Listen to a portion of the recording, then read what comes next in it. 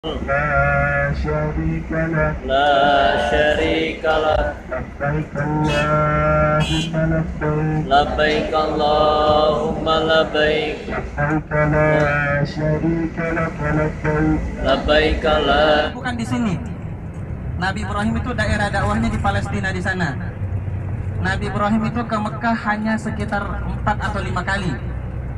Yang pertama ketika membawa Hajar dan Ismail. Yang kedua ketika menikahkan Ismail. Yang ketiga itu datang lagi ditanya, ternyata istrinya tidak bagus. Nabi Ibrahim menyuruh Ismail untuk menceraikan istrinya tersebut dan menikah lagi. Lalu datang lagi mengecek kondisi anaknya, ternyata istrinya sudah bagus. Akhirnya Nabi Ibrahim menyuruh untuk mempertahankan. Kemudian datang lagi untuk perintah Allah Subhanahu wa taala membangun Ka'bah. Tadi terpotongnya ayatnya di akhir juz pertama. Allah Subhanahu wa taala berfirman, A'udzubillahi minasyaitonir rajim. Wa id yarfa'u Ibrahimul qawa'ida minal baiti wa Ismail.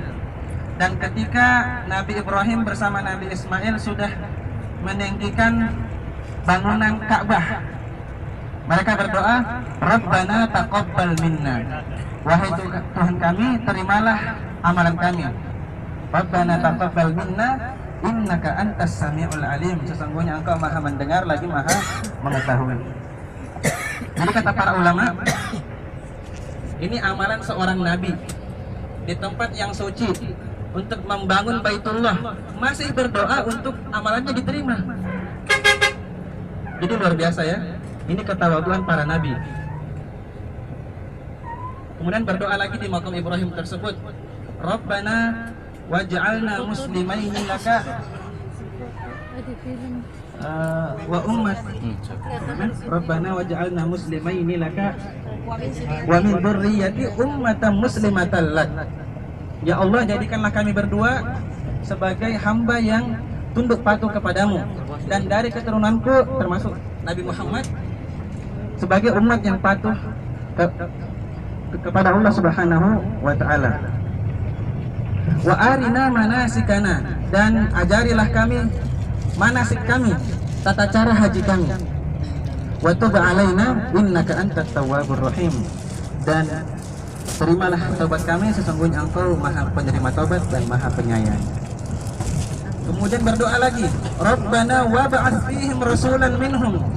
Ya Allah, utuslah kepada mereka seorang rasul dari mereka sendiri. Tugasnya apa? Yatlu alaihim ayatik, membacakan kepada mereka ayat-ayatnya. Wa yu'allimuhumul kitab, mengajarkan mereka alkitab, Al-Quran. Wal hikmah, dan hikmah, sunnah-sunnah atau hadis-hadis Rasulullah SAW. Dan tugas terakhirnya apa? Wa yuzakkihim, dan mensucikan mereka. Innaka antal azizul hakim, sesungguhnya engkau maha perkasa lagi maha bijaksana. Jadi itu 3 doa yang dibaca oleh Nabi Ibrahim di makam Ibrahim setelah selesai membangun Ka'bah. Saya sambil duduk aja ya.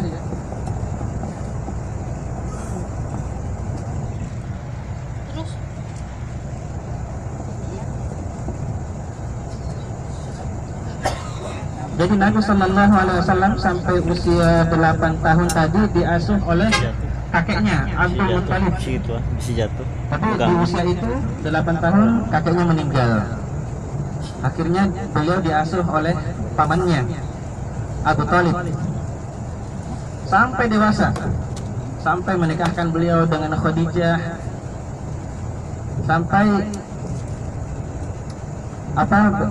berada di depan Nabi Muhammad SAW untuk membantu dakwah Nabi.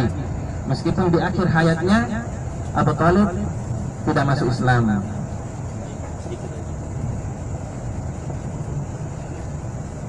Jadi ketika Nabi SAW berusia 37 tahun, Nabi SAW mulai pergi ke Gua Hira. Gua Hira nanti terakhir kita lihat pas jalan pulang. Di sana Nabi SAW bertahanus.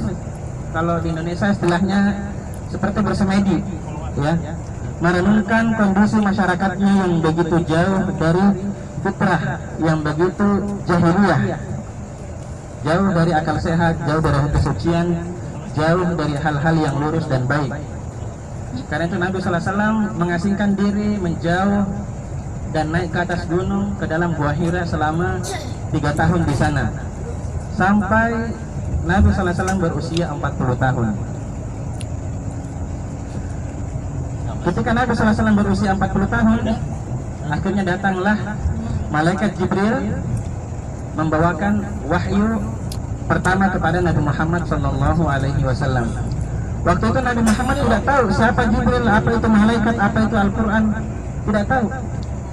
Di dalam Al-Quran disebutkan, "Ma kunta tadri mal kitab walal iman." Kamu sebelumnya tidak tahu apa itu kitab, apa itu keimanan, tidak tahu sama sekali. Makanya ketika disuruh oleh malaikat Jibril, "Iqra", bacalah, Nabi Muhammad menjawab, "Ma ana biqari", saya tidak bisa membaca. "Iqra", bacalah, "Ma ana biqari", saya tidak bisa membaca, kata Nabi Muhammad SAW. Akhirnya malaikat Jibril memeluk erat Nabi Muhammad SAW sampai hampir kehabisan napas.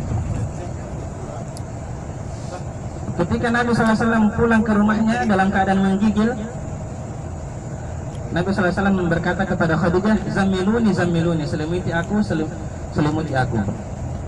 Karena kenapa? Ada makhluk aneh yang datang kepada saya. Jadi ayat pertama tadi dibacakan oleh malaikat Jibril, Bismillahirrahmanirrahim. Iqra bismi rabbikal ladzi khalaq. Alladzi khalaqal insana min 'alaq. Iqra wa rabbukal akram. Alladzi 'allama bil qalam. 'allamal insana ma lam ya'lam. Nabi SAW setelah menerima wahyu pertama tersebut hampir gila, ya, sampai Nabi SAW dalam riwayat disebutkan beberapa kali naik ke atas gunung, ya, gunung-gunung seperti ini, gunung batu, dan ingin membuang dirinya ke bawah, ingin bunuh diri. Tapi ketika sampai di atas, malaikat Jibril muncul di ufuk langit dan menenangkan hati Nabi Muhammad SAW, mengatakan kepada Nabi Muhammad, "Saya Jibril dan engkau adalah Muhammad, utusan Allah. Wa anta Rasulullah." Setelah melihat Jibril, Nabi Muhammad turun. Kemudian turun wahyu yang kedua, Bismillahirrahmanirrahim. Ya ayyuhal muddathir, wahai orang yang berselimut, qum fa'andir, tegak dan berdirilah, lalu berilah peringatan. Wa rabbaka fakabbir, dan Tuhanmu agungkanlah. Nah, semenjak itu Nabi Muhammad SAW berdakwah kepada kerabat-kerabatnya, keluarga yang terdekat, dan teman-teman dekat Nabi Muhammad SAW. Dakwah secara sembunyi-sembunyi selama 3 tahun. Jadi Nabi atau Muhammad diangkat menjadi Nabi ketika beliau berusia 40 tahun.